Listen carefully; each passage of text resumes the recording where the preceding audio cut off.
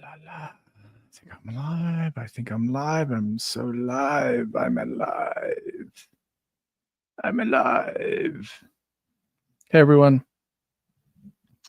Let's see if anyone shows up today. It's that weird day of the year where you don't really know what time it is and you kind of got up early, or did you get up early? Who knows? No one knows what's going on.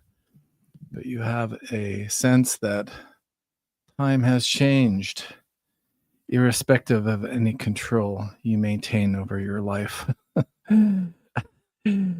So, and it's also strange, isn't it? You know, the spring forward thing.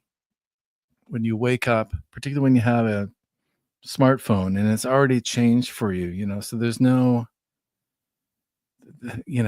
manual changing of the time, right? So it just all happens.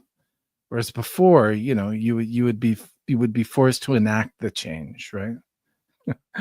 you'd have to kind of roll out of bed and add that hour forward. But now you just wake up and you just think, what the hell's going on? I feel funky. I don't know. They didn't advertise it in the papers. Hey, Michael, how's it going? Yeah, they didn't advertise it in the papers this year. I don't know what it was. I think there's too many stories about Trump, right? So Trump changes his mind, and so we don't know what time it is. It's kind of like a time warp. It's kind of warping all of our minds. And there's no space now in the newspapers to talk about like the change in time. Wacky. All right. Good afternoon, everyone. I don't have huge things to talk about today. I've got a few albums that I want to show. It's been a while since I've run a live stream. If anyone wants to come up on board. Did I bring my phone? I didn't. Anyway, if you want to come up, just post a note in the comments section and we can chat a little bit. Like just before 3 o'clock here in Toronto, and actually at 4 o'clock. So I might just go for like an hour and a half, or let's see how it goes. Because at 4 o'clock here, the governing party here in Canada, the Liberal Party, I think most people know the name Trudeau, Justin Trudeau. He's resigned. We all knew this for a few months. I think everyone knew it except for a few people in Washington, south of the border. And they're going to have a vote. So they're voting today on who the next Canadian Prime Minister will be. So it's a bit odd, right? So it's a bit like in the UK. It's a parliamentary system. So they'll be voting on who's going to be the leader of the Liberal Party, which will de facto become the Prime Minister. And then there'll be a bit of pressure on that new person, who I think it'll probably be Mark Carney, to then call a general election. So it's a significant afternoon here in Toronto and in our lovely country, Canada. Anyway, so I what have I got to show? Let me have a look. I've been on a roll, I guess. Things are pretty good. I don't know if other people have noticed that maybe records aren't selling as much over the last few months, but I've noticed in my record stores here in Toronto that in fact that the collections have never been this good. Does that resonate with anyone else? There just seems to be a ton of really good stuff. And I go back and a week or two later, and a lot of the stuff that I kind of kicked myself for not buying is still there. So some of that I'll show today, perhaps. But yeah, just in general, I find it's a bit of a strange time. A good time, I guess, if you're a record collector, right? Anyway, this is my experience here in Toronto. People elsewhere will, of course, have different experiences. All right. What do I got? What do you got for me, Greg? What have you got for me? Those of you who are here might know that I'm mostly a jazz guy, I'm going to say. Mostly. Because, well, why don't we start with some non-jazz? This is a reissue that I haven't heard anyone else talking about online. I'm not sure how recent it is. It's the Alan Toussaint's Southern Nights, very popular LP from the 70s. What year is it exactly? From 75. It's a great photo from the back too, isn't it? And let me, this is from Rhino. Let me put that up there. It's a nice hype sticker, isn't it? Kind of cool hype sticker. It sounds fabulous. Bernie Grunman mastered it. It's from the original tapes on 180 gram vinyl, if that kind of thing floats your boat. But it's a neat hype sticker. It's kind of like, it's like a, sorry, there we go. It's like a mini, what do you call them? Obies, right? So I've never seen something like that before. Let me just show again. So it kind of goes over the top. You see what I'm saying here, folks?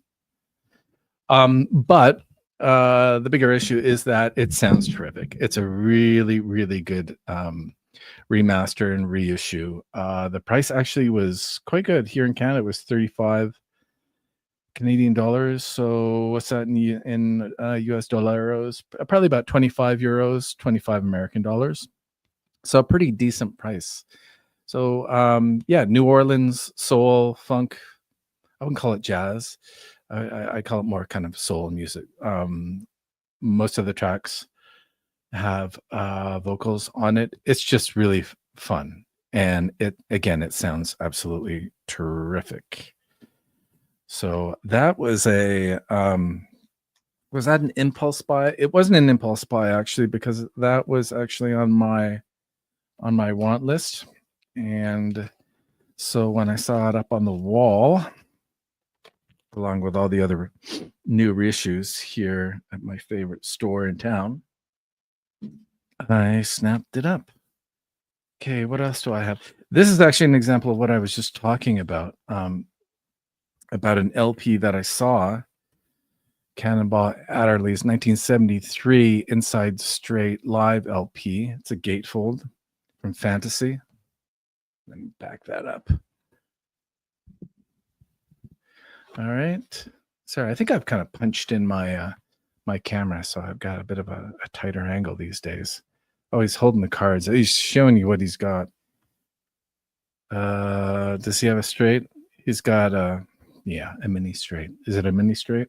I'm not a card playing kind of guy, but there's been lots of talk about who's holding the cards lately. So that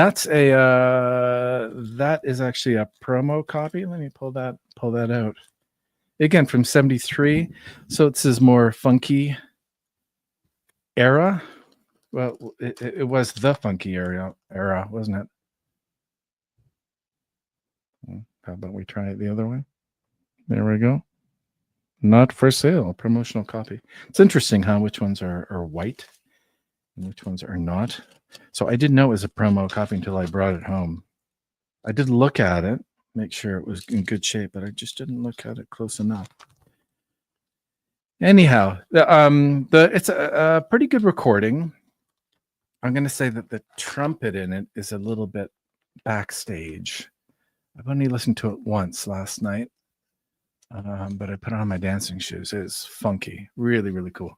Again, those of you who enjoy that early 70s jazz funk, it's a good buy. It wasn't expensive. I think I got it for, under $20 Canadian. All right, so there's Cannonball. I'm a big Cannonball fan. What else did I get? This is a Japanese pressing of Paul Bley's solo piano. Open to Love. I think that was just reissued too, but I can't remember who by. This is a just beautiful shape. Look at that. Isn't that lovely? Holy smokes. Yeah, Japanese ECM. I don't see a lot of Japanese ECM here in Toronto. What else can I tell you? There's a couple nice. What's on the inside? I think I have two, but they are they the same? 3. No, they're not. But it's so tiny. Look at the insert. It's like, holy smokes. Okay, I don't read Japanese, but it's really hard. Just Even with my glasses here, you'd have to. But it looks like, yeah, they're all other ECM releases. You can see Benny here, Benny Maupin's. What's that one called? Flower LP. I have that one too. That took me a while to find. Anyway, so that's listened to that last night. Again, it's a solo piano from Paul Bley, his earlier stuff. Not as crazy electric piano stuff from the late 70s, which I've come across some of that as well. There's the label. It's a yellow label. Again, Japanese ECM. And that sounded terrific. A little minimalist. A lot of minor keys. Some really interesting kind of groovy melodic stuff. Kind of interspersed with some minor key unexpected moves and where he goes. But highly enjoyable. I loved it. I think it's great. I'm going to play that. Sorry, everyone's reaching over there. I'm going to play that one while I make dinner tonight, I think. All right, we're getting into some stuff from last week. What is that? That's something else. Someone must have dropped a lot of crazy stuff in my local store the other day. Sonny Sharrock from the late 70s, I believe. I believe this is 70. No, is it 77? Who knows? No, it's not 77. It's 86. Why am I saying 77? It's because I was looking at one of his albums online that someone was selling, and I was thinking about it. You know, his kind of almost prog rock or hard rock. This is where he kind of shifts, right, from more kind of hard rock from late 70s to, what would you call it? Who has this? Cha-cha-cha. I don't know what you call that. It's almost like metal.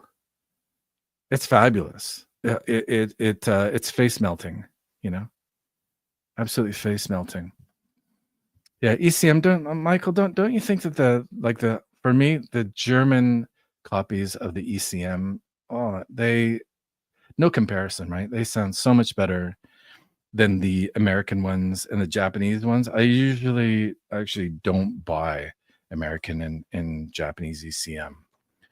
I usually pick up the German versions when I'm in France, which I'm going to be for the entire year, starting in January. So I'm going to be in and around Europe. Maybe I'll bump into Michael and Stunty and a few other people who like to go up to the record festivals. Spring Hill Gym. Did I know? Yeah. Yep. Lots of drama. I don't know if I want to talk about the documentary right now. I talked a little bit about it this morning. I'm going to talk a little bit about my music today, if that's okay. But if people start chiming in, or if anyone wants to come out and talk about film stuff, maybe I can do that later.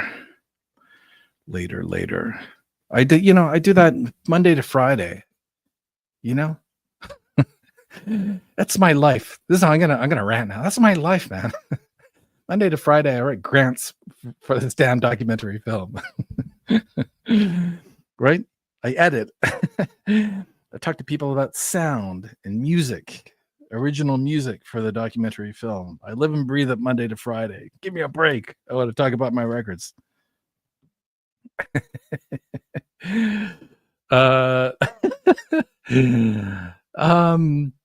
Well, what is that an accusation? Are you making an accusation?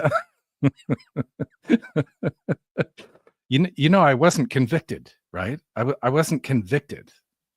All right. Although maybe there's something heading my way. Who knows? Thanks for that, Michael. And that Peacock's Extremes. This is a great album. I love this album. This is from what year is this? Late 70s, isn't it? 79. I was going to say 77.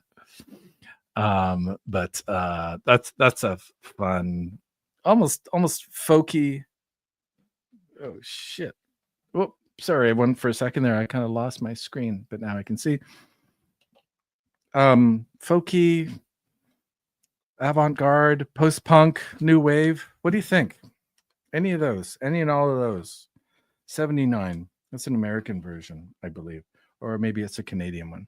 Yeah, it's a Canadian one. The Canadian pressings, for those of you who don't know, are almost always excellent. Very good pressing plants in and around Toronto, on the east side of Toronto, in a town called Scarborough. So growing up, you look at the back of almost all of the big, rock albums, at least, all have, kind of made in Scarborough, Ontario. It's a funny name. All right. What else do we have? Got no. William. I don't know. I can't stand that guy. I'm sorry. I've got one of his albums somewhere. He's just such a tosser, that guy. All right. Emily Dahl. Feel free to disagree. We can get into a fight if you like. Emily Dahl's Daphne. It's a new release, I do believe. Just picked that one up a couple weeks ago.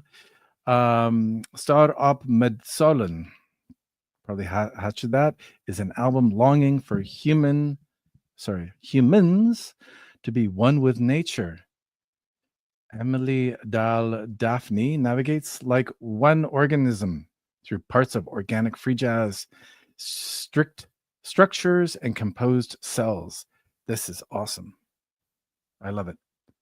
I think that Emily has probably about 3 or 4 other. It is cool, isn't it, Michael? I think she's got about 3 or 4 other LPs. And this was, I think this was pressed by John Zorn's company down in New York, I do believe. Here, there's the back. Highly recommend it. Stream it. Very cool. I haven't played that. I played that like for 2 days. I played it solid. I kind of obsessed on it a little bit. And that inner sleeve is awful. I'm going to change that this afternoon. Let's put that to a side, shall we?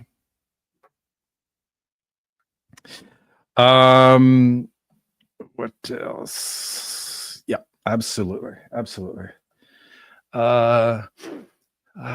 Can anyone really serve their time though? Can anyone really? I'm going to break into M45. There we go. You're getting some love there, Michael. Okay, I'm keeping up. I was surprised by this. I saw this a couple times. It's an OJC reissue. So I'm going to say that means it's around 83 or so. Number 063, Reflections. And it's Steve Lacy playing Thelonious Monk. And I just listened to it yesterday. I haven't had a chance to check it out in terms of the actual tracks that he plays, but I recognized every single one of them. But I don't know if it's an exact replica of one of Monk's LPs. It almost sounded like it. Anyway, Steve Lacy, Max Waldron, or Mal, wow, I'm losing it. Mal Waldron on piano. Elvin Jones is on drums. And the bass player, I haven't heard of that bass player before. Has anyone heard? Where are we? No, I'm not really. Bull Neidlinger. There we go. Haven't heard of him. It sounds terrific. Most OJCs do. It's originally on New Jazz. Not a lot of New Jazz. It was reissued by Fantasy through their OJC series. But that one, it sounds terrific. Absolutely terrific. I'm really wondering where that was originally recorded. But I won't bore you with my search. But it sounds great. Absolutely. Yeah, one second, Michael. Let me just Let's let me get the link. Copy it. I'll post it in here, but this is just for Michael. There we go. Okay, so love it. Really, really, really fabulous. Not very expensive album. Interesting adaptations. It goes back and I'm going to say it goes back and forward between Waldron and Lacey in terms of the recognizable riffs, the Monk riffs, and the recognizable parts that Monk plays. Just his style is so unique. So it's a really interesting listen for those of you who are big fans of Monk or not even big fans of Monk. So I gave this a listen a couple times now. Wasn't expensive. Some of the OJCs have really popped in price, and this one I don't think it has. I think I got it for again, very cheap, maybe $15 or so. It's an absolute pristine condition. For an LP from '83, wow, really happy with that. All right, come on up, Michael, if you want. Okay, what else we got? What else have we got here? I don't think I want to talk about that one. It's a different cover, isn't it? There's an earlier cover from this one. So this is a reissue on Riverside. Max Roach, Deeds Not Words.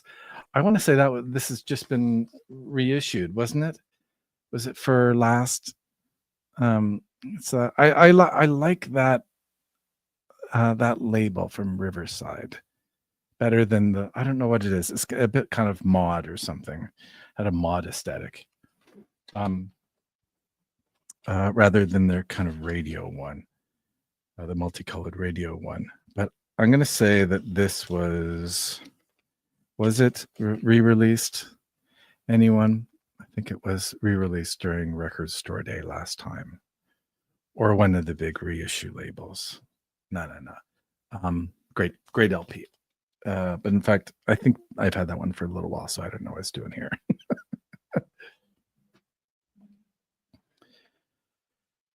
Hey, John, how you doing? It's been a while. Good to see you here. Okay, just going through a few LPs. Some people were throwing mud at me. That's good. I'm a mud catcher today, Paul. How's it going? I dropped a link down if anyone wants to come up. Feel free to click. Although I feel like I left my apple juice somewhere. In fact, I know I left my apple juice somewhere. Okay, what else do I got here? What else do I got? I don't know. I feel like a couple of weeks ago, I had this run on Japanese promo LPs. They were just everywhere. I don't know, and it wasn't just one store, so it's not like someone came and dumped. Some Japanese radio guy came and dumped his collection. Not the case at all. I was just finding them everywhere, but those I've hidden somewhere. Here's a 1981 Woody Shaw. I don't think I've shown that one before. I bought that one last week. Tony Braxton. This totally cooks. Who else is on this one? It's called The Iron Men. It's like, talk about cover art. Just take a moment, everyone, and just be shocked, be horrified by The Iron Man. It just looks awful. On Muse Records.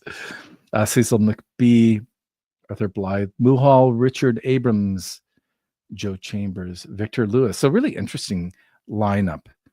And it changes, of course. There's a lot of folks here on this. Let me show the back of that. Oh, fuck. This is not a family-friendly show, apparently. All right. Yeah, this one really cooks. I didn't spend too much money on this too. I'm just feeling like this is like a theme that's emerging a little bit on Muse again.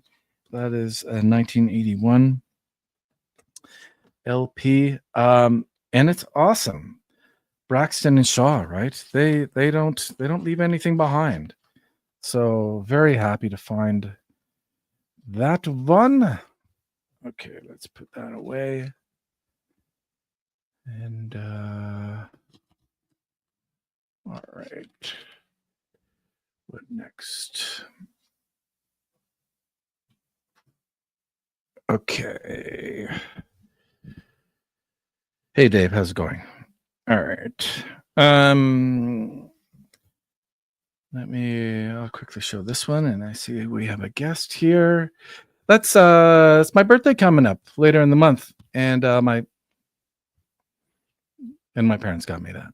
So Sonny Rollins standing up. Is he standing up? I don't know. Let's go to the expert and ask him. Is he standing up? I think he. I don't So know. you get records from your parents still. That's impressive. Well, they don't know what else to buy me, right?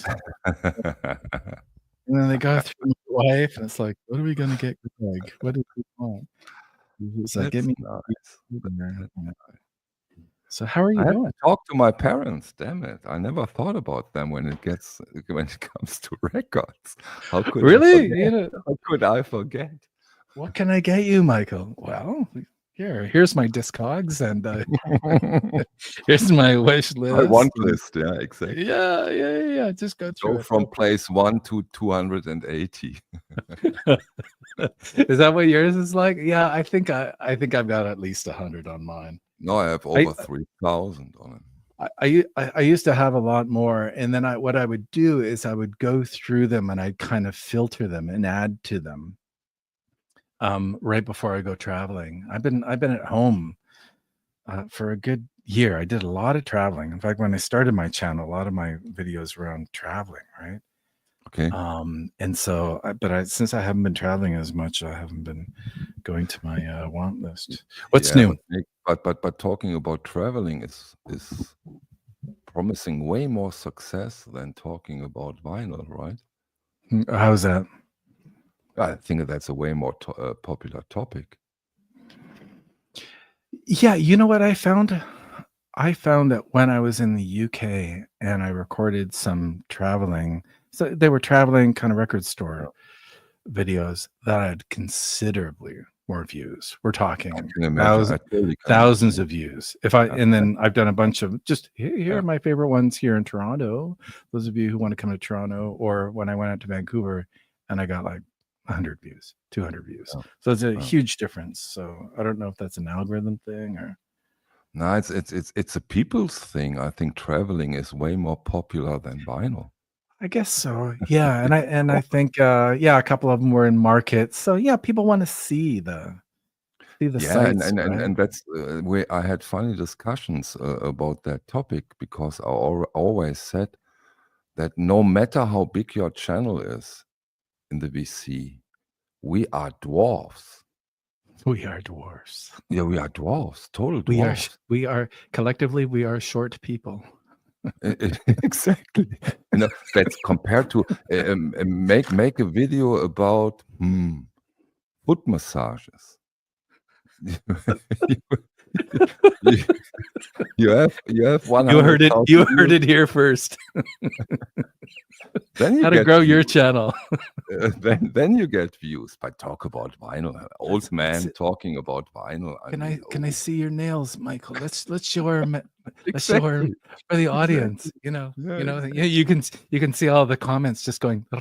Oh, Michael, your nails are so nice this week. And imagine the money that's in it. Yeah. Okay. So, all right. So I'm going to take you up on that. I was thinking, I don't know. I'm going to say I've got about a 5 to 7 year window before I retire. And so I've been really kind of cultivating my ideas about what I'm going to do after, in addition to the things that I normally do, make films and write books and things like that. But so anyway, I was thinking about maybe getting into selling some records, and anyway, it's I can see, just look at his face, everyone. Just look at Michael's face when I said that. You are thinking about selling some records. Yeah, I don't know. For what purpose? To keep me happy, to keep me engaged. But then I've decided that I'm going to do something else. And this is the other thing that I've been. So it's not nails. It's not doing nail videos. It's not selling records. I was thinking about making T-shirts. Actually, I was thinking about doing some. Oh, that's new. Nobody tried that. That's Sorry, I can't hear you. There must be something wrong with your mic there, Michael. I know. Well, hey, look, it's gonna be original designs. again something totally new. I know. I'm really gonna have to dig deeper and get myself out of the hole. They're going to be expensive T-shirts that are going to be comfortable, and they'll be stretchy T-shirts anyway. I never had an uncomfortable T-shirt. I had shitty. Well, when you come to my website in a couple of years, you can buy an uncomfortable T-shirt. I will, of course, I will. If I'm on it.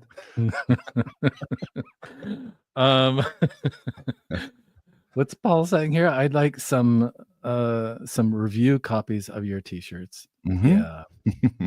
Well, I do need to.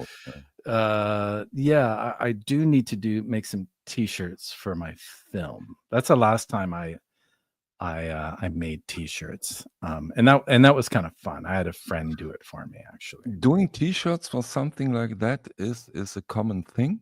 Yeah. Okay, it is okay. Well, you know what it is, Michael. It's good to have for screenings.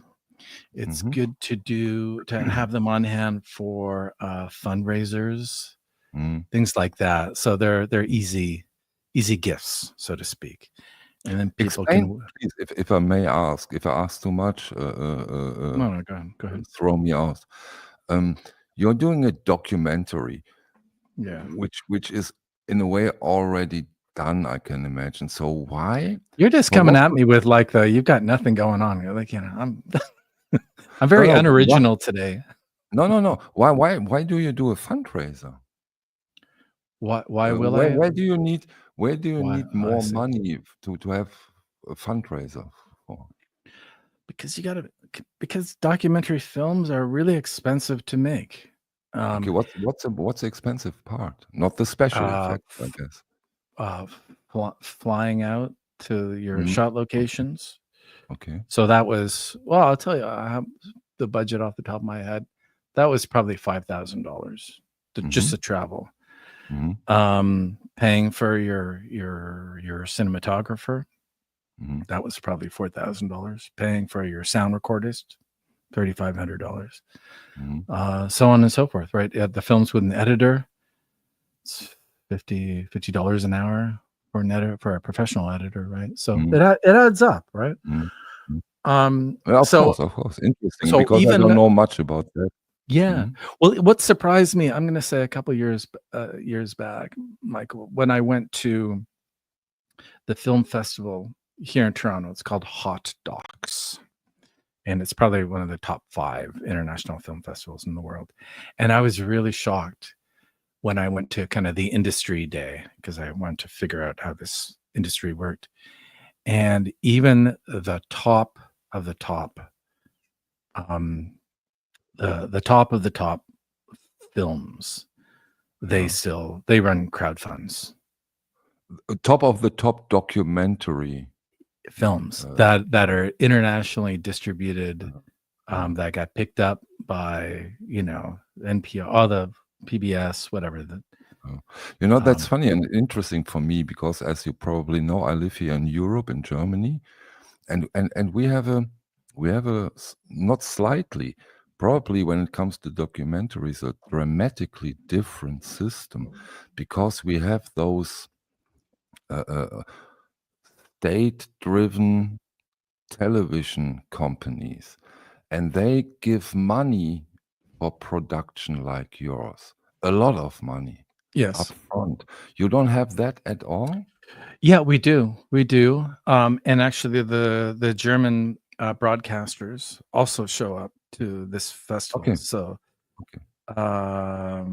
what is it? Deutsche Welle, is that what it's called? Deutsche Welle, ZDF, ARD, WDR, Arte, probably. Arta, I think, is the big one that shows up because I think they focus on It's a documentaries, don't they? collaboration between Germany and France. Okay, all right, thank you. So yeah, the heavy hitters, they all show up with checkbooks. Like a few other industries these days, it's there's a little bit of a downturn, if not a crisis, in certain parts of the world where it comes to making documentaries. So I think the festival, for example, our festival is going to be half the size as it was last year. Wow. A lot of the big funders, a lot of the corporate funders are pulling out, and I wonder if that's going to start to impact. Well, it is other cultural festivals, including musical festivals. The other example I could give you, so the one that pulled the big corporate funder that pulled out from the documentary festival is one of the major banks here in Canada, one of the national banks. We have 5 or 6 very large banks in Canada that tend to rule the country. Excuse me. But the other festival that was in the news the other day here is the Pride Festival in Toronto, which has historically been one of the earliest ones and the largest ones globally. And Pride they are the Pride Festival. sounds like something LGBTQ, right? Exactly. Yeah. Mm. And I think it's Toyota. I probably shouldn't throw out names, but there are large corporations and that are pulling out. And this is the result of kind of Trump's campaign against DEI and other things. So there's an interesting That's one way realignment. of framing it, but yeah, there might Yeah. be other reasons. Sure. Yeah. We'll see. We'll see how long I can keep a straight face. But yeah, getting back to kind of, our area here, our shared area, it'll be interesting to see if it starts to impact, well, not just, film festivals and music festivals, but also, for example, the province of British Columbia, right, where Vancouver is, they provide, they own a record pressing. No, sorry, they own a production company, Okay. and they have reissued a number of jazz titles. And if my brain were to work today, I could tell you 1 or 2 of them, but I can't remember off the top of my head. Welcome to my world. But yeah, so how long is that going to last in the current environment when we're being, where all these things are being thrown at us from south of the border? Yeah, but on the other hand, if you allow me to add, this is a very conventional way of doing it, right? Going to the festivals, find some people or companies who spend money on it. I think nowadays you have beautiful ways of doing it, getting into money, and there are so many ways nowadays that you would not have had 20, 30 years ago. Give me some examples. Like YouTube. Yeah. Example, like Instagram, TikTok, like it or not, X. I think that's a way more interesting and way more entrepreneur-like way of doing things. I think it's changed. I agree to an extent. I ran a crowdfund for my last film in 2018, and at the time I was still on Facebook.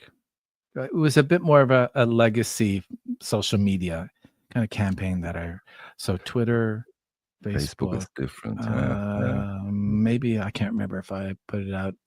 Instagram at the time was not big, or at least I didn't have an account. I didn't use YouTube for promotional things or running campaigns, but it still worked out very well. So you're right. I was shocked. I don't mind sharing, I think I made about $15,000 in direct contributions, and then another 5 or 6 for people who emailed it to me directly. See, not that bad. Huh? So that's for the film I'm doing now. That would have been half the budget. That's pretty good. There's no way you could have done that before crowdfunding. platforms. Exactly. And imagine So, the freedom that gives to you, yeah, because Toyota or whatever bank, usually they want to have a saying in things. they do. You're an anarchist, Michael. I appreciate that.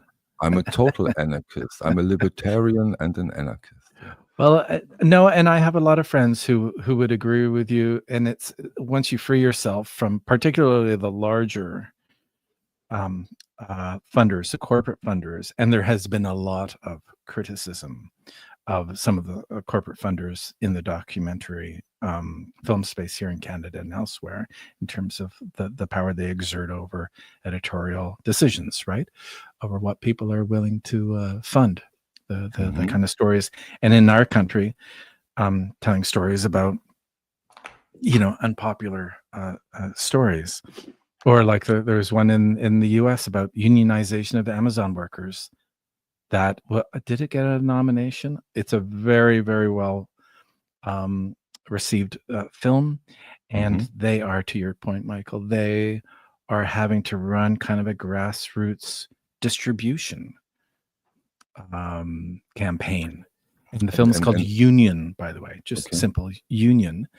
And there was some talk about whether or not there was an article in the New York Times about this film. This is where I'm getting my information from. And there was some talk about it being definitely an award winner amongst the top films of the year, but no one wanted to pick it up. No one wanted to touch it, given what's going on, right? It's sad. It's scary, but you're right. It does create an opening. This is the other thing that's... And usually when you do it the conventional way, you have to flow with the mainstream. Correct. And I flowing with the mainstream equals boring. Yeah. No, I absolutely agree with you. And I think that's unfortunately what's happened to public broadcasting in Canada. Well, in Germany too. it is, right? It's like it's designed not to offend anyone, which means it doesn't appeal to anyone. Exactly. Or make us laugh. Or to the people who want to feel comfortable, but those don't get up their asses and go into a cinema because that's not comfortable. And what a horrible thing, right? It's like, I'm going to turn I'm motivated to watch this because because I really don't have any interest. God damn it, I don't want to get up. Exactly. Yeah. It's just horrifying, right? So we'll see, right? If maybe this will, let's put it this way. The crap that we're receiving from south of the border is galvanizing Don't tempt me with this. It's not all crap. I've heard a lot of crap from Trudeau in Canada. Terrible, insane, stupid crap. So give us some examples. Of course, I'm not saying that Trudeau doesn't say crap. Are you kidding? I'd be the last person, and I didn't vote for him either. But anyway, but there will be a lot of intended and unintended consequences of what's going on in the world, is probably what I'm going to say. Leave it right now. And I think I'll just say this one thing, and maybe we can move on to another topic. And I think what the nutters south of the border haven't realized is that their country is divided. And what they've done now is Canada is largely united. Canada is largely united. Okay. Yes. All right. Well, this is existential, right? Yeah, we have the same problems here in Germany, and there are existential. Not united at all, in my opinion. United around certain things. Yeah, we'll see. This Trump legislation does a lot of stuff, to put it mildly, what most people are not used to, which I personally quite enjoy, to see the havoc they initiate with their way of doing things. I love to see that. You're enjoying it then. Yeah, don't get me wrong. I don't say everything is right, but I love to see the excitement they cause. And I think that's something we needed. How long is it gonna last, though? The trucker strike is over. Stephen, is the trucker strike over? I don't know. Michael? How long does it last? I don't know what he's Not talking that about. long. Not that long. Mm. Not that long because it's too chaotic. It's too chaotic. I call it exciting. For me, it's exciting. Come on, Michael. I Defend love it. yourself. Defend yourself. No, I don't need to defend myself. I have an opinion. Everybody is entitled to his opinion, at least last time I looked at it. And for me, it's exciting and refreshing. Oh, okay. Let's move on, shall we? Sure. Of course. What's going on? What's going on with you? Have you picked anything up interesting over the last couple of weeks? LPs, music. Around 50 records. I digged quite deep into Japanese music, and okay. I sincerely enjoyed it, and very interesting stuff. You know, they are of course heavily influenced at a certain point from Western music, let's call it that way, but they always added some or a lot of Japanese ideas and lifestyle to it. You see two examples here and here, which is mid-80s. Yes, classic LP on the top. Yeah. Yeah, mid-80s ambient electronic music, but always with the addition of the Japanese way of things. It's always a little bit like a beautiful tea ceremony, you know. They have a way of doing things, and it's not the worst way of doing things. Very, very interesting and enjoyable. Very enjoyable, in my opinion. You certainly feel that music, I would say. Yeah. Yeah, you also feel hard not to. Yeah, and you also feel the purpose of doing it as good as possible, as accurate. Sometimes accuracy is something beautiful, and they put in terms of the musicianship itself, the recording, or just all of it, the producing. For sure. Also, when it comes to the musician. But also, of course, to the way of doing a record. Yeah, that's really impressive. Really. And also, if you consider that this record is, let me calculate, 40 years old, and you get a 40-year-old record in an unbelievable shape, you can be happy if you find a new record in that shape. There's nothing. That's not an original, is it, Michael? Is that an original? The ones you see are always originals.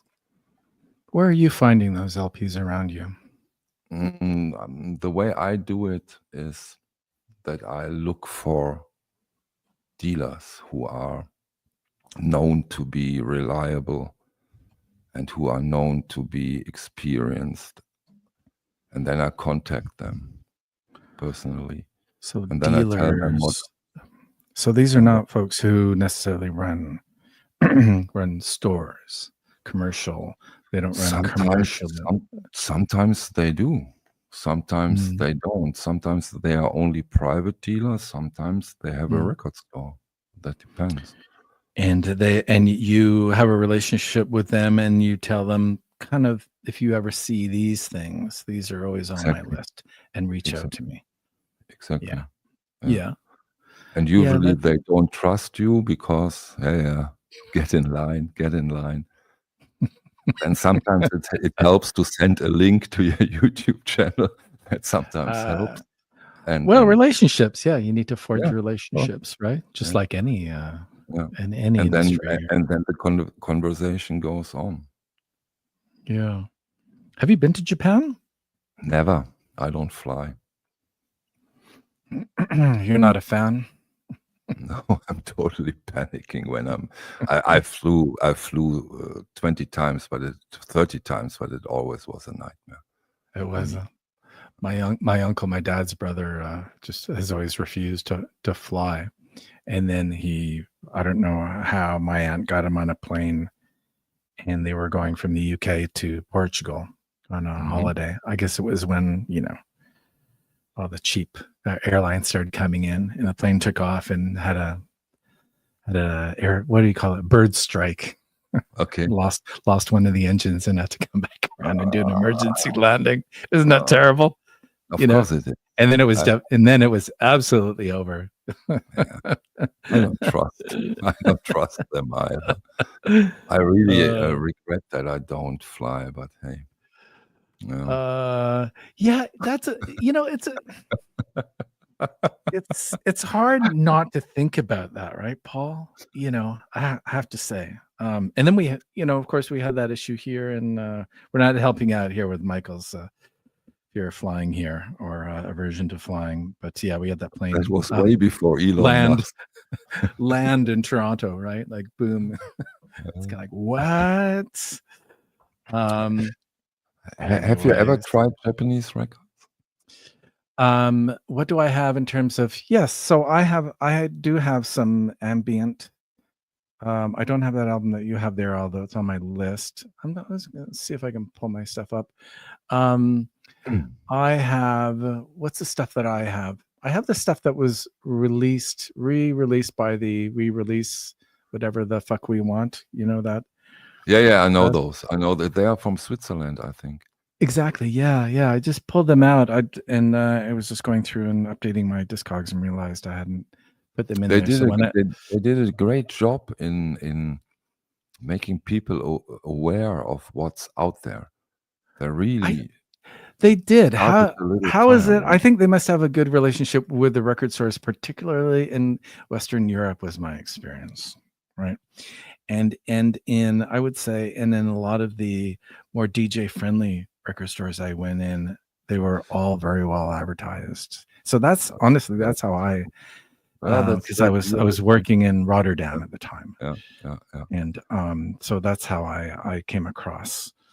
Yeah, but when you listen to those LPs. releases, because for a certain period of time, I bought them all, and I really liked the music. Yeah. And of course, if you don't have a comparison, you think, oh, they are okay. Yeah. So but when you start to compare them against an original, it's then you say, God damn it. Why? Huge difference. Yeah. Yeah, it's quite so are you talking about like the I don't know how you pronounce it, the Mkwaju ensemble, that stuff? Now when you let me look it up, because I'm not very good with names. Or Midori Takada. Exactly, the one wonderful. If you listen to the original, yeah, it's stunning. Yeah. Or the Kai Motion one is a classic, the one with the flower on the front of it. But what's their benefit? And stick to the positive. What they do is they make people aware of this music, and that's of course an amazing thing. Really an amazing thing. Yeah. For people who are a little adventurous and try to get out of the Rolling Stones magazine recommendations, that's quite beneficiary to look at those labels and see what they are doing. So they are doing a great job. So how did you come across those LPs? Just by online research and listening online and populating your want list with those LPs? That's a good question. How do I do that? I start with 1, 2, 3, 4, 5, 6, 7, 8, 9, 10 in that speed. Then I contact and I have that dealer. This is stuff I like. Give me more. What can you recommend? I see. Then I talk to. Luckily, I've seen you on the OBC stream. I asked Thomas Busk. I like this one. I like that one. Oh, then you might like this one. Listen to this and listen to this, and from there you go. And you know what's also good? good guidance, but don't be angry with me. The price. The prize? Yeah. What's the prize? The price. If it's an Oh, expensive. I'm sorry, the price. Sorry, I'm not a native speaker. So yeah, I if a record apologize. if a record is very expensive, it has a reason. Mm. It's not by coincidence. It's not. Sometimes it is. In most cases, it is.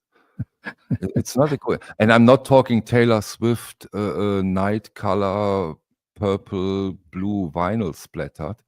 I'm Yes, talking about 50, 60, 40, 30-year-old records. agreed. Particularly in the context of the albums that you're talking about, from a lot of them from the early 1980s too, right? Where Yeah, those, those are incredibly expensive. sometimes they Ones, are yeah, 70s stuff. And then you yeah. have very cheap stuff. And Mm, of course there are great records there too. mm, But mm-hmm. then you have thousands and thousands and thousands of them. Have Yeah. fun, go through them and Mm-hmm. pick out the good ones. Yeah. Here, we've got this great question, Michael. Why don't you answer this? What was the purpose of the documentary I'm doing, Michael? Do you want to answer that question? I should answer the question why you are doing a documentary. We Okay, I talked can about it try. once or twice, didn't we? I What can did it? try. I think you asked me the same question. Total boredom. You were bored like hell. You asked me the same question. That's why I'm throwing it out there. But I'm I don't touching your remember. memory. I don't remember the answer. Yeah, I don't think it was a very good one. I don't think it was very convincing. Probably it was, but at my I think that is the first thing that Rachel asked me too when I walked into her home. What are you doing here? why are you here? I'm not joking. I can imagine. She walked, this imposing figure walking straight across the room and kind of shook my hand and said, "What are you doing here? Why did you fly all the way out here? What is this?" I have a stupid thing all about?" question. Have you Yes, go talked for to it. her? Have you talked to her recently after she shut down the thing? Yes. I saw her. In fact, I went on. So she started a Patreon only stream. Okay. Yeah. With whatever, I don't know how many people are following her these days. And I don't know. so I hadn't talked to her for probably a good 6 weeks or so, apart from maybe just a couple of logistical emails here and or there. And then I realized that I thought she might be coming back, but anyway, no, it seems like she's doing kind of a private Patreon stream. So I signed back up, and just this morning, I don't get a chance. I'm too busy these days, but I popped up and talked a little bit about the film on her stream, which is the first time I've ever been on a Oh, you stream have with been her. there. Okay, cool. Yeah, and that was just this morning. So I had a nice chat, just to update about what's going on with the film, and yeah. So that's the very first time I've ever been on So her show or on her stream. Patreon only, of course, has the advantage of talking completely freely, I guess. Not too bad. You mean in terms of the context of the YouTube surveillance machine, or what? No, in Or terms of you get a lot of shit when you say some things other people don't like. that never happens to me. I don't know what you're talking about. Yeah, but if you have more than 50 viewers, it can be I've got thousands of viewers. No, I'm not talking about you. I'm talking in general. I wasn't talking about you. I don't know. I'm totally winding you up. I know exactly what you're talking about. So I think that's a good idea. That's not a bad idea. Yes, I think it's probably good. Well, I know it's good for them for where they want to be at this time. So good. Right? Yeah. It's work. You know this a lot more than I do. I'm doing work in a different way, But you're putting yourself up online how many times a week? 2 to 3 times a week, maybe? Yeah, I have the Sometimes English more. channel 2 times a week and 1 to 2 videos a week, and then I have the German Yeah. channel. But Yeah. on the German channel is mostly live streams, because that's so interesting to see. If you do if we do a stream on the German channels, we have between 400 and 800 people watching live. Yeah, those are good numbers, aren't they? Those are good numbers for vinyl. Those are good Yeah. numbers. And what do you attribute those big numbers to? Because normally, what are the big numbers for the American ones? Like a quarter of that, right? 100 or 200, right? 200, 300 Like, sometimes. do you watch who's the fellow out in BC? Steve Westman. What does he get? A couple hundred? I don't know. I don't watch that. You don't watch him? But I know the difference may come. I'm very limited when I talk in English, very limited. And being funny and angry and strange is way more better when you do it in your own language. I'm at 20% here. No, you're not. You're at I am. I know you're you're at always. you're at 95%. No, you trust. come on. No, Come on. no. Trust Okay, me. so if we all right, let's Trust switch over to German then. Yeah. Trust me. I am at But 20. no, it's a good point. You know, my French is pretty rusty, but I agree, right? I think you make a really good point, and that is that when you're not completely comfortable in the second or third or fourth language, what is it that's not communicated, or what's the dynamic of that? For me, and there's ways of talking about that. One way is like you lose, you don't have the confidence. But probably more importantly is you're right. You don't have the ability to communicate nuance, Exactly. irony. When we talk about this political stuff, Yeah. Subtleness Yes. is Subtlety. Yes. extremely important. Yes. Extremely. Otherwise, you have no chance in a way. Agreed. So Agreed. and that's also when you talk about music, there are so many words that I don't know in English. I simply don't know, or they don't come to mind when I talk about it in English. In German, I can talk 30 minutes about one record. In English, I can do that for 5 minutes. Yeah. And that makes perfect sense. And I find that deeply frustrating, because I'm an introvert extrovert, and extroverts are misunderstood. Yeah, on purpose. Sure. Or intentionally so. Do you know what I mean? So a lot of it's about subtlety. I'm British, right? That's my background. So there's a lot of black humor in Britain, and try black humor in German. Or choose, that and that was always a problem, that Americans usually don't have a second language. So that means you have no idea how it is to use a second language. What comes with it to use, for example, being interrupted while you are talking in a second language is a very disturbing thing. If we talk in German now and you interrupt me, that's easy. That's nothing. But listening, translating, talking, translating, while listening and translating, reading the gallery and translating and talking and translating. That's complex. For me, I like to, I don't know how you would express it, but for me, speaking in a second and definitely in a third language, for me, I have a number of third languages and they're terrible, but it's always, it's like a travel. It's like traveling, and you're constantly searching. I find myself constantly searching for the road. And so you're right. if you're with a group of people who interrupt each other and or speak really quickly or are impatient, it just Exactly. doesn't work. You end up Or sitting there and dialects. shutting. Or dialects. They have dialects too. They don't talk My all the same. my nephew who's from Paris was staying with us for the week, and he was in northern Quebec.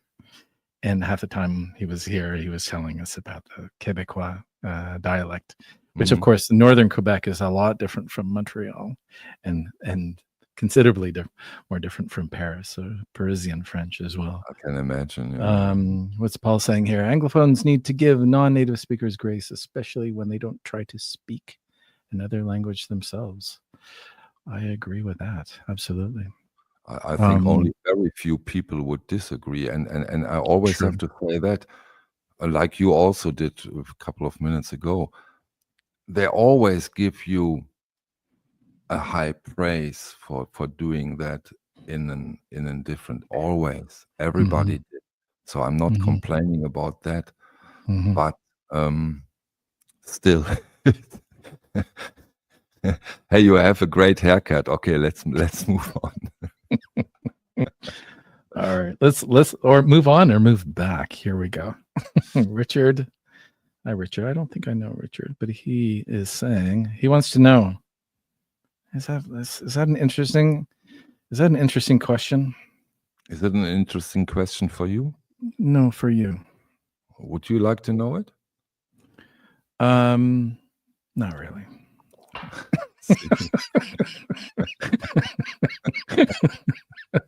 No, that's bad. No, it's not. It's not really interesting. If it was interesting, you'd already be saying cut it. Is already done. So. Well, yeah, almost. It's almost done. But there's always something that can come up to mess up your storytelling, right? But in the end, I think I think I'm coming to the conclusion that you set out to tell a story, and then you try to figure out what that story is. And if all these things happen in the meantime, so be it. Maybe you end the story and then you put a slide up that says, during the making of this story, here's some other things that happened.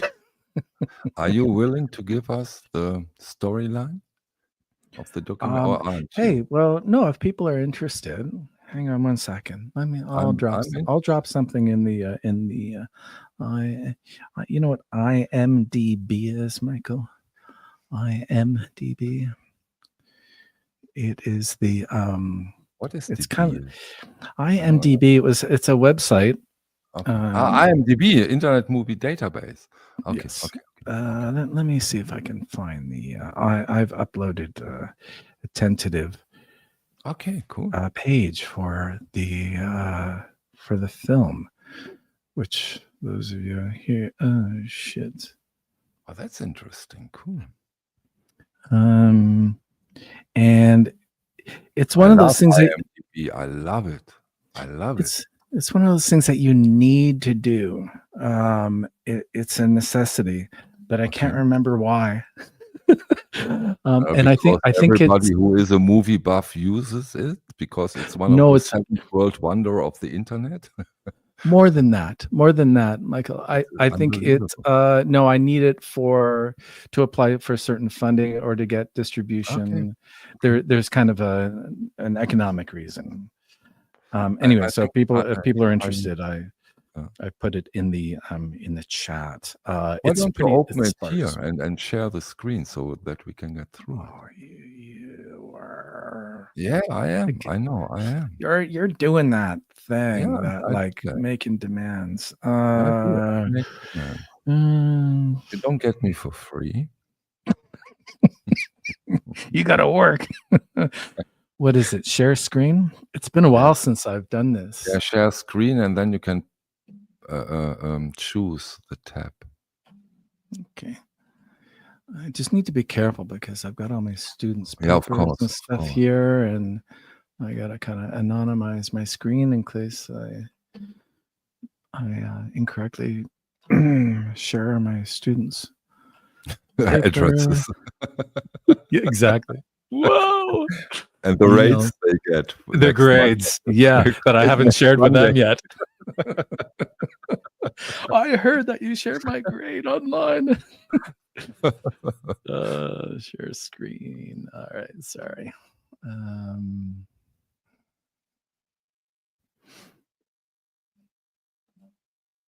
Here we go. Greg Elmer. Okay. The TV show is So, a provocative feature documentary that explores complex personal. Complex. Okay. Okay. Oh my God. That is work again. all right. There's a lot of text there. Well, we're not going to Yeah. read through it. Michael wants to read through it, but he'll read through it later. But there is a short kind of summary. Am I 100% happy with it? No. Is it getting to some of the themes that will be in the final cut of that will be in the rough cut of the film? Probably. So it's not bad.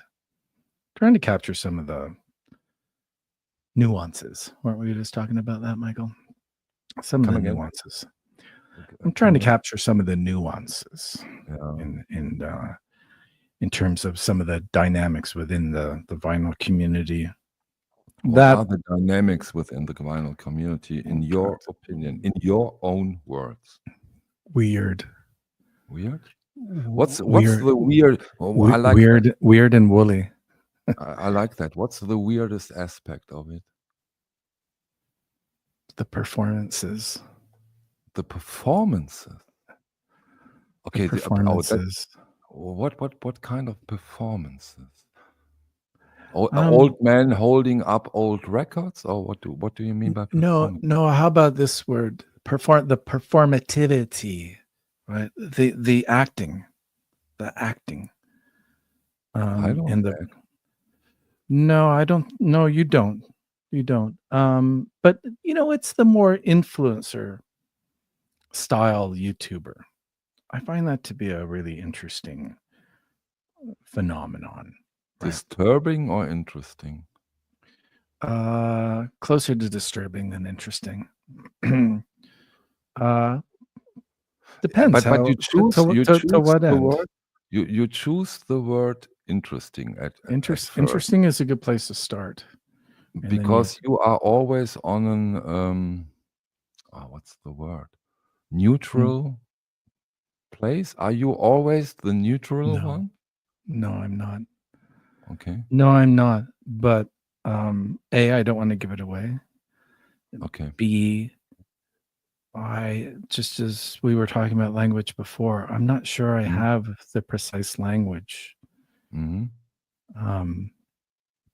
So absolutely. In fact, probably a better word instead of what I find is interesting is confusing. There's certain things that, and I use that word just because I find that it's the starting point to try to understand what is going on in these sets of relationships and the way in which people communicate with each other on this, through this medium, right? So, okay, so I think that I have a question now. Yeah, go for and it. I hope just answer. If it doesn't give anything away, you don't want to give away. What's for me the most disturbing thing is that you put so much time, so much effort, so much fighting into a thing that doesn't change anything. Because it's so little. It has so no meaning at all. And putting so much of the things I said, that's disturbing.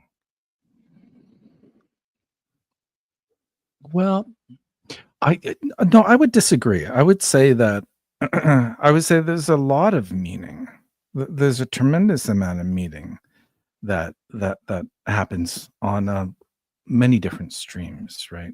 It's just the question for me is what's the nature of that that meaning? How shared is that meaning amongst the people who are participating, right? Because some people may be in the know about what the expectations are, what the subtle rules are about the exchanges on certain shows, right? And some may not. And I think that's a very interesting dynamic, right? And it's typically, as you know this, people who show up who haven't been around so much, who see what's going on and like, oh, I'm going to pop up and talk about this or that, and so that has meaning. yes, it That has does. meaning. Yeah. Maybe I have to explain that. Yep. When the records you just showed, that has a meaning. That has an impact on the people who watch it. That it has Hopefully. an impact. Yeah, it has. I saw the records. Some of them I didn't know, and I want to know them now. Yes. Okay. That has an impact. Yes. But what I'm talking about, and that was sometimes 80% of the time, when I make a stream about a record, it has an impact. I see that. I know that. Yeah. You see it in the comments. Things say If I make a stream and say, don't watch OJSeez, he is a terrible person. He knows nothing. He is left-wing. He is a nightmare. It has no impact at all. And trust me, after a couple of years, I know that it has no impact at all. Those kind of things. How about coming at it from a different angle, and that is the meaning in terms of the impact that it has on the set of relationships with the people who show up, right? So does it have an impact to get together and we're just shooting the shit, talking about bullshit, saying stupid things, whatever it is, but we do that on a like you do, right? Well, no, you don't say stupid things, but you get together at a certain time. Not to. But you get together. I probably do, but I try not to. Well, next time, anyway, I'll pop up in the comments if I see something wrong going next time. But in terms of you're meeting often, you're discussing, you're sharing ideas with the same people, often at the same time every week. It becomes customized, right? There's a rhythm to it. There are relationships that are forged outside of it, which we've talked about. There's in your mother tongue and others, right? Your second language, third language. So that isn't that. Well, one would think that there is a certain impactful result of that. If you and I were to meet every Friday afternoon and have a coffee, even if we were just, hey, Michael, what have you been doing? Nothing. I'm just a bit bored this week. Yeah, my mom's doing okay. Just kind of banter, right? How's your coffee? Good. Yeah, not feeling well. Just everyday kind of banter. Then the meaning of that is what? There's still meaning it, right? Of course. There's deep meaning. There's deep meaning. Very important. Okay, you put a very important do you see my point? Yeah. Totally. That's totally legit and true, of course. But don't tell them that, because they would be terrible disappointed, because they think of themselves in a total different way.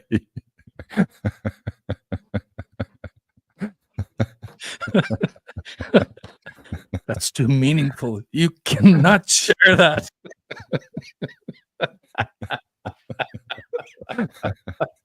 So you are right, but you are wrong. Now, we put a couple things on the table, right? Coming back to this original question of what the hell are you talking about? Greg, VC and this film and everything. But that's what it is. It is this is what I see, is a tension between I've talked to Michael a few times. He's been friendly to me. We've exchanged some ideas. I kind of get to like to know him better. I'm going to be in France next year. If Michael sends me a note, says, "Hey, I'm going to be down the road. Why don't you come and we'll go digging at this store?" You know, when Right. when you go to France as a Canadian, the distance from France to Germany for you, it's It's nothing. For me, yes, it's huge. For it's you, absolutely it's huge. Yeah. nothing. Yeah. It's around the corner. It probably will be for me too because I'm so exhausted. I need a year off. Anyway, but there's a huge tension, right? Between that community building, those social relationships that are built, and what I was saying to you before about this prevalence of performativity, right? Of cultivating a persona, Mhm, of mhm, not being yourself or mhm. augmenting oneself or When acting. whatever you see fit, right? Yeah, but that reminds me, you know, in Germany, soccer is quite big, Yes. really big, and you have those big football clubs. Yes. They have their fans, and the only thing those fans care for are the ticket for next week's game. Sad to see, and sometimes I felt reminded to that attitude.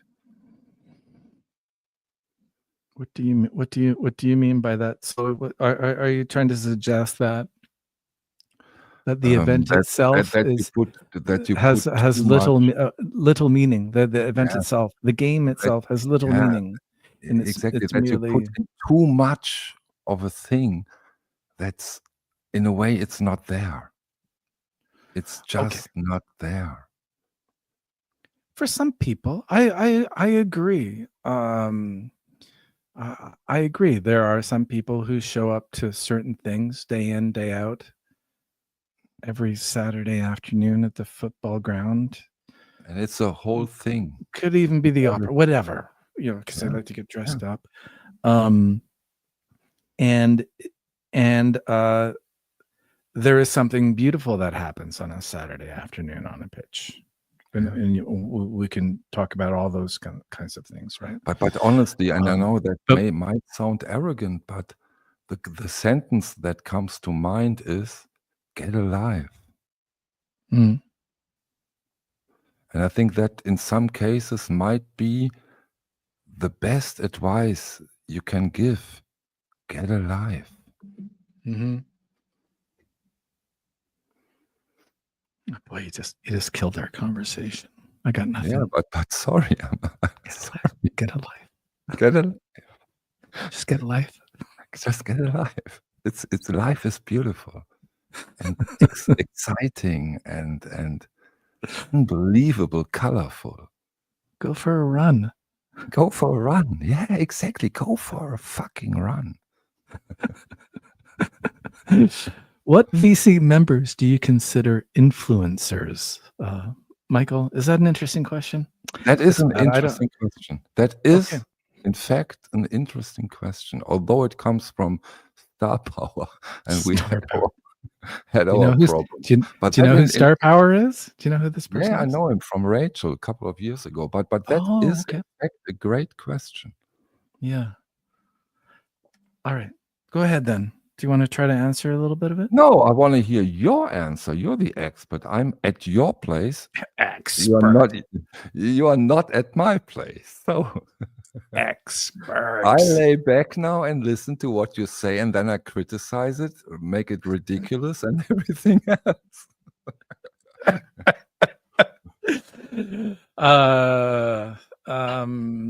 What VC members do I consider? Well, influencers. Well, let's start. Well, I suppose to be an influencer, one needs to be in the position to influence. So the question therefore becomes, what is an influencer influence? And in the VC, it would be influencing people's opinions and or behaviors, which would be seeing music, finding new music, dumping old music that you thought you liked, but maybe you're being told that it's not so great anymore, or it's uncool, or worse. Running from there right to the gamut of of being integrated within a larger industrial economy, where you receive gratis copies of LPs, and that brings with it a whole level of other things that one needs to integrate into one's performance online, so to speak, or the way one communicates or does not communicate. So as you can see, Michael, I'm skirting around the issue here. No, but you have legit points. That was a good answer. Yeah, but we all so the first one is kind of benign and quite benevolent. We all want to be influencers, right? And thank you for your point before. In a way, that's why we do it. Yeah, and thank you. Before you were saying yes, you showed some things that were interesting I hadn't seen, and yeah, that's why I go online too. And I sit there sometimes when I'm organized with my Discogs open, and I search for things, and I stream them. Great, right? So and that's great. That's called sharing, right? Because what I do like is, and that was always my idea, because my subscribers, in lack for a better word, they went through a hard ride over those years, because I was and I am on a journey, and that journey had some hard left turns or right turns, and of course, when you get used to a certain way of doing things, and all of a sudden it changes totally, that's not an easy thing to do. And I changed a couple of times due to things I've learned, due to things I've experienced during that journey. And I think on the long run, the most beautiful thing is that it is a journey. And I don't want to be an authority figure. Some channels are trying very, very, very hard to be an authority figure. I totally detest that. For me, that's a red flag. Yeah. For me, that's I really try hard not to be. And there are also places where say, "Oh, you don't know the 7th song of the 3rd Led Zeppelin album. You know nothing about music." I'm always to tempt, okay, I can name you 20 records you never ever have heard of. And now, of course, I don't know the 7th song of the 3rd Led Zeppelin album, if there is. Yes. But I always detested this. Yeah. In Germany, we have a saying, it's called Aktenkofferwissen. I tried to translate. This is something you just have to learn. This knowledge in a way you don't need. I'm a big fan of Blade Runner. I can tell you the name of the barkeeper. It's Tuffy Lewis. But nobody needs that knowledge, And there is so much. We're back to the meaning again. Exactly. The wasted so meaning. much knowledge, which is highly regarded in the VC. See the balloons, which is so highly regarded in the VC, and I say, no, sorry, but that's not important. Not important in my personal opinion. Yeah. We got another question here, and this one's directed to you, so you have to answer. I have the perfect advice. There is a joke in Germany and probably in America, Canada, and England too. There are 2 cows on a mountain, and it's father and son.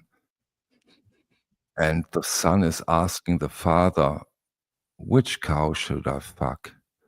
And the father says, oh son, you bloody bastard, let's go down and fuck them all." That's my advice. After a 7-year relationship. Sorry. My advice is don't leave your records behind. Exactly. I've made that mistake. I don't know if that helped, Richard, but enjoy. Yeah. Thank you for the question. Keep the questions coming. Let's go through a couple more. Can you hang up for another? Should we go for another 15, 20 minutes, or you got to? What's your?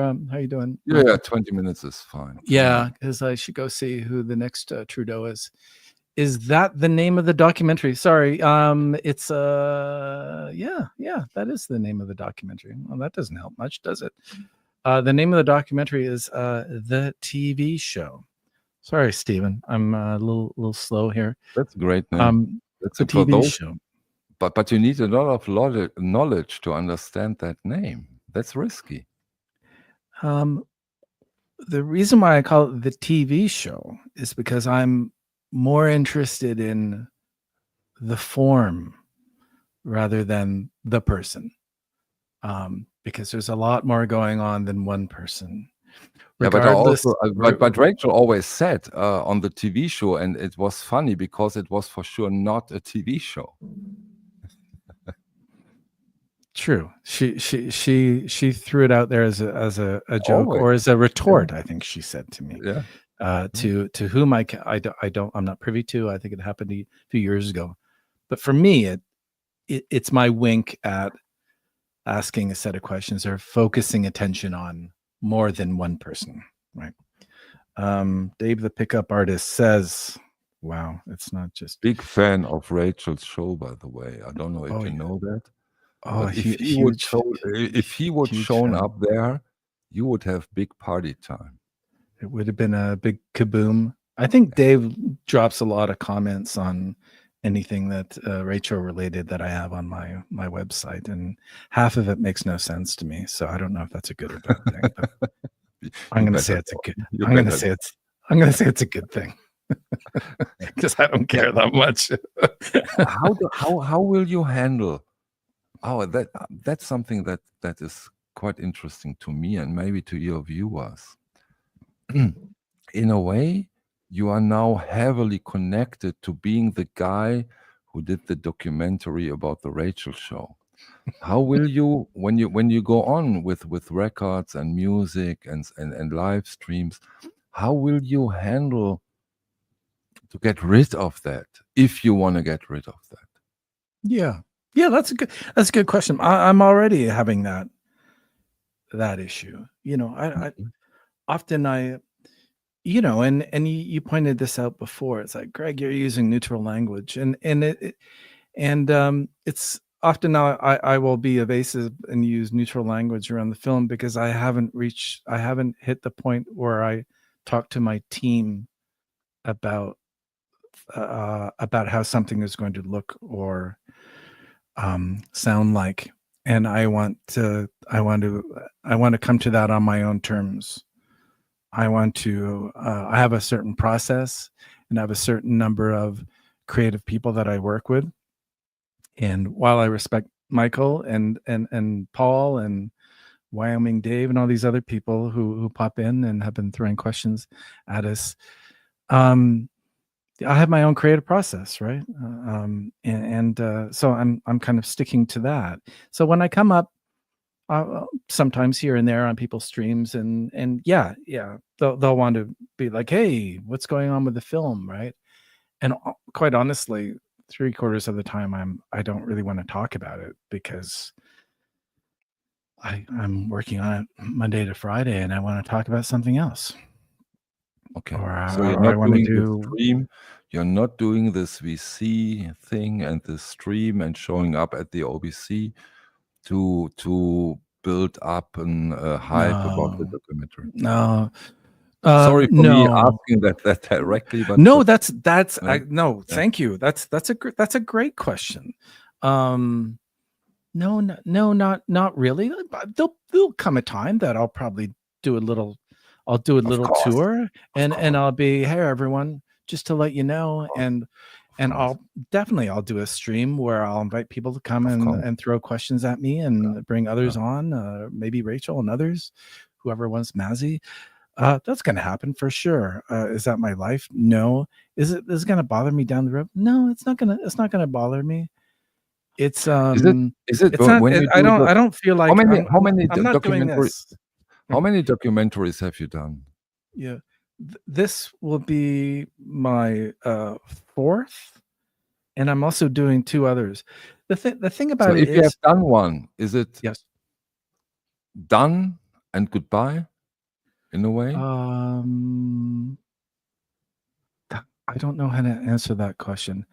In some ways, yes. In other ways, I was writing a grant this week about this film, about the TV show, and probably a third of what I was writing was Mhm. about my history as a filmmaker, and how this project differs from my last film. So you can never get away from it. I don't run away from it. But I think what's happening, Michael, is that, and tell me if I'm misinterpreting what you're saying, but I think that online, the vinyl community is a very particular community. Yeah, You've of course. said to me a number of times over that it's a very small community. Yeah. It's conflicted, and there are certain cliques. There are different taste communities. So there are certain Animosities. intentions and Yeah. conflicts, personal conflicts, and histories, and so on and so forth. Right? Um, I'm not invested in that. I'm not embedded in that. Do I have people that I get along with better than others? Sure. There are people who rub me the wrong way. Sure. People who I really admire. Absolutely. But first and foremost, when I have conversations about the film, and this is going to sound incredibly arrogant, but sorry, but I'm a professional filmmaker, right?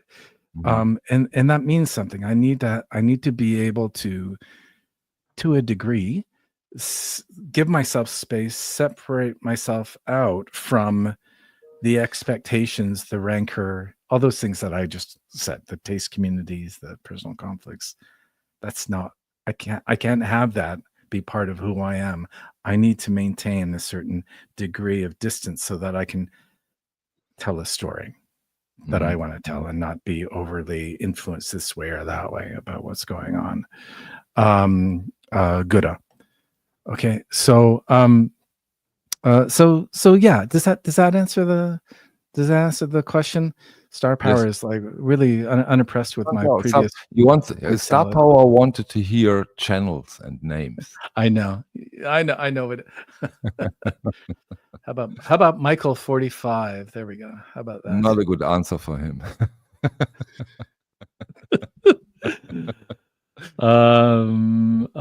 But I think more so than naming names is, for me, is I find it interesting the people who adopt, and I think Michael and I have talked about this a couple times, who are who what are they doing? They're trying to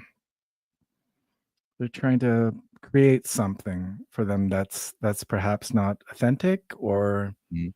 are they trying too hard? I'm searching for words here a little bit. Michael said, like, get a life. I'm trying to nuance that a little bit. Yeah, Michael gets Sometimes to you do that. have to be very blunt. He's allowed to say that. You're allowed to say that. But anyway, so so that's where it's at. So no, this is an important part of my professional life. This is part of the way I see it, as growing as an artist, as a storyteller. It's not a conduit for me to become a influencer, star power, or to follow in the tracks of our lovely Michael 45 here, or to grow, or even to grow my audience. I don't care. I want to grow the audience for the film. Yes. Do I want the film to be seen? Yeah, but that goes vice Yes. versa, Yes. right? Of course, Yes.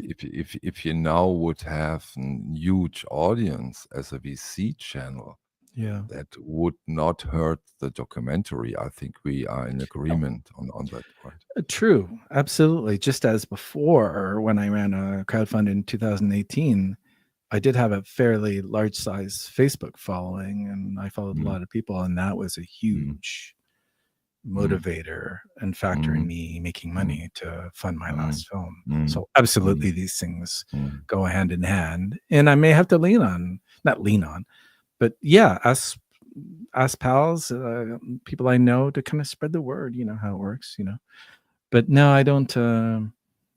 I don't see this as sticking to me or branding, becoming a brand No, for of course me, not. Of or course not. restricting That's what I want to obvious. do. That's obvious. That's Yeah. obvious. No, I don't think that. Yeah. No. Yeah. But it's a good question. I think some people, I would say quite a few people in the vinyl community assume that, because there is, as you know, there is a suspicion, a deep suspicion of people and people who kind of come in with grandiose plans, like, oh, you're going to make a documentary film. Run. When you Why hear the that. hell would you Run. do that? Run. It's going to be crap. Look, no one's going to watch it. or don't make me look bad. How will your upcoming week be? This week actually, yeah, this is a week where I have a class with my students when we talk about ethics, actually, which is always a great turning point for me in terms of I teach doctoral students, PhD students, so they're advanced students who are developing their own research projects. So this is a very pivotal week for them in their So careers. who will be part of it? Will there be Kant? Will there be, excuse me, what? Immanuel Kant? Thought you said something else. No. No. Oh my God. Now I know. Oh my God. I'm used to hearing. Immanuel Kant. That's the German pronunciation of Kritik der reinen Vernunft. Yes, pure reason. There's no pure Exactly. reason in anything I do, Michael. Yeah. No, it's much I more. love It's not a. There are some theoretical weeks, philosophical weeks in the work that I do and I teach, but this week is purely about talking to them about going through the university and getting ethics clearance for working with different communities. You like ethics? You like the ethics topic? I don't. Yes, I think ethics are important, and it's very important to the institution too. So, Yeah, I agree. It's also yeah. important. The most important part of it is that ethics are just a set of rules, nothing else. And then you can decide, I like the rules or I don't. I guess they are. It's very instrumental. I think the rules that unfortunately my students and my colleagues have to navigate tend to be ones that are designed to protect institutions and not necessarily individuals or That's bad. communities. We live in a litigious world, as we all know, right? So I would be on the barricades if they would say those are here to protect the inside. You would see me on the barricades as a student. Destroy. Okay. You know, there's a musician from Germany. It's called Rio Reiser, and that's early 70s. The band was called Tonsteine Scherben, and they sang in German. And it was at the time really, really left wing. But they said something I love until today, something very, very intelligent. They said, destroy what destroys you. That's profound. That's very Nietzschean. Profound. Is that what's on your wall? Have you ever shown books on your channel? Have you ever shown books on your channel, Michael? People would hate me if I would do. What would we see? It's so funny. Nowadays, I make videos now, and I do something really, really crazy. Really crazy. All right, tell us. I play music. I just don't talk about music. I play music. And if I play music that people do not like, oh. You hear it. Yeah, because I was at a point where I said, this record is from 1974, and here we have this and that. I said, why don't I just play it? Let's listen to it. Here it is. Everyone shut up. Everyone shut up and let's listen to it. And of course, it's unfair because when you do it, you lose your the money you make from a video, and Yeah. I get a lot of heat doing that. It's unfair because I don't need the money. Mm-hmm. Yeah, so what? Yeah, so what? I don't get the money from the video, but we are talking about music. Yeah. And for example, today I did a video about hidden 80s gems. And now I can show it, but you have no idea. I can talk about this record for 2 hours and you still have no idea what is he talking about. When you listen to it for 40 seconds, you get an idea. And you say, I like it, I don't like it, it's okay, it's not okay, but yada, yada, yada. So, and that helped me a lot because I was in a real, I didn't like to do this, holding up a record video and see that Yeah. Who's lit? old man holding up old records. I mean, I'm going to read to you what you can read for yourself. Yeah. I'm going to describe to you what this cardboard feels like. Yeah, I still describe the cardboard though. Okay, I cannot. Don't have the technical ability to change that. But when it comes to the music, I have the ability to change it. Do you remember back at, did you have this in Germany too? You know, the scratch and sniff thing, you know, the little things that you would scratch. Yeah, of course. If only we could communicate that via YouTube. It's kind of everyone now. We could do that. We should do this. And we could send out this scratch and sniff card that relates to, okay, here's my Miles one. This one was in Osaka for 20 years. Yeah. Okay, everyone, scratch number 1 card.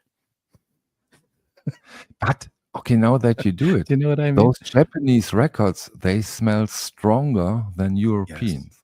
Yes. Mildew, they do. Yes, they absolutely do. They do, right? Humidity. They do. Yes. So you agree? You agree on that? It's the humidity. You haven't been to Japan. That's why I asked you earlier. In June and July, it is soup. It's pea soup outside, right? So that's why you get all those. What are they called? Thanks for helping me out on that one. I will use that in the next video. I will name you. Yes, and we should make. I bet there is a company out there. Okay, forget about my T-shirt idea now. My idea is going to be to make bespoke, customized scratch and sniff cards that relate to our respective record collections. That's a good idea. I was afraid you say that I will develop something that gets rid of the odor because that already exists. No, I don't. Do you use that? I don't want to get rid of it. No, I don't use it because when you're into really expensive records, the biggest fear is that you get a bootleg. And if it smells or has a little crackle, sometimes I'm happy about some crackles because then I know, okay, it's an original. I don't know. A few of my bootlegs also crackle though, Michael. Not in a certain way. There are crackles and there are crackles. All right. Should we leave it there? I think I need to go and survey the disaster that is Canadian politics. But hey, it was great to connect and chat for the afternoon. Thanks for having me. In the evening. And we'll talk to you soon. Everyone, Michael 45, everyone. Great to see you. Thank you. Take care. Bye. Talk soon. Bye.